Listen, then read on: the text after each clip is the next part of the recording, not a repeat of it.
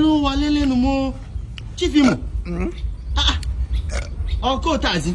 Na mele ihe mere na. Kengu ga kwanna job. Ayo mapula go obi. Ase onye ụwa ya patara udo mme. Ọ ga-apagara ya onye. Kam na-aga event aga nta gị mo ngam buru ọnụ agara m na Nnewi the other day buru ọnụ la. I went to Oba buru ọnụ la. I went to Nsụka. The Nsụka gị sum n'ikwe. I went to Enugu Ezike ha agbawa m ọnụ. M ga na ala ha n'ọkwa ụdọ n'ọkwa ụdọ ebe. Buru ọnụ.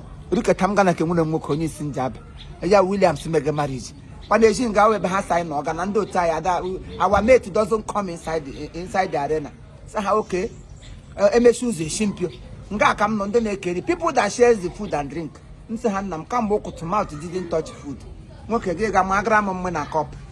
I want him. I know when work here. Yeah, Chief Imo. I think I have my almost mad in a better inventing and okay now. What dragon? Onye megi ihe tidi mkpogo na ndị bra bia kana ndị onye boy so yi na nga atụtụ bottle since mmadụ na akara ngụ nwe value I value pass you na mbira nga ha anye m nwunye nwoke ka ọjọ na anọ jọrọ njele ke William sutoro ke na ezubulo shinit ekwushipulike aka ntata ya akarịrị akarị eru agwụla but mana Chief Imo nche ma ogunwa with the MC of this event Mike AC eletem sha AC ma mpe mo kan AC MC. I want him and you talk too much. I don't like it.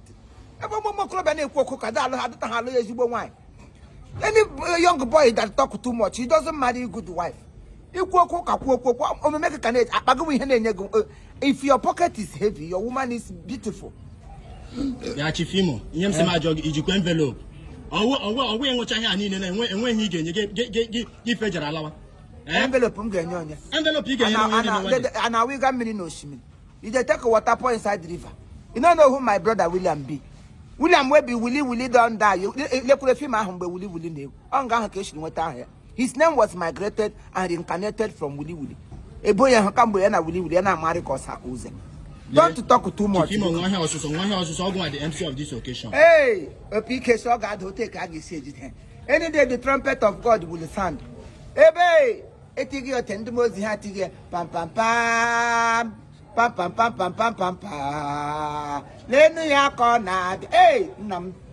Ya Chief Imo wali we ma jodage. E shi medere wa de and when they ngoro mai with odika jog ai jina ngom mai.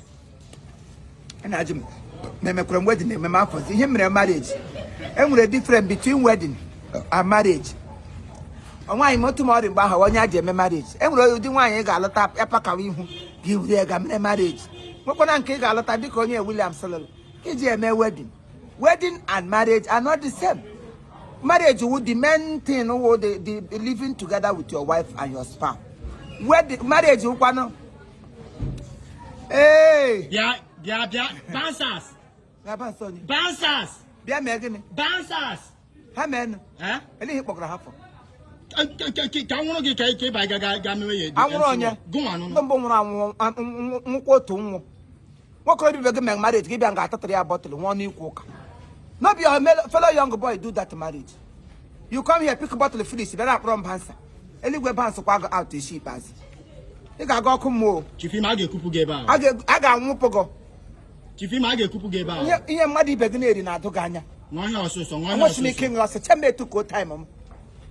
Only big Grammy had the man and no be more some way from now. You know that I am dry of drink. But Christ Grana Galilee. Elizabeth Comedy Magdalena, Mademoiselle Megawadi.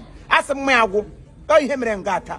Drink finish. On your best, Chief Imo drink finish. And let Camoza Hosea when you're cold. Shake them for Tonga, Gishibum. And your mamma. When you ask some of my Christ, I was now here.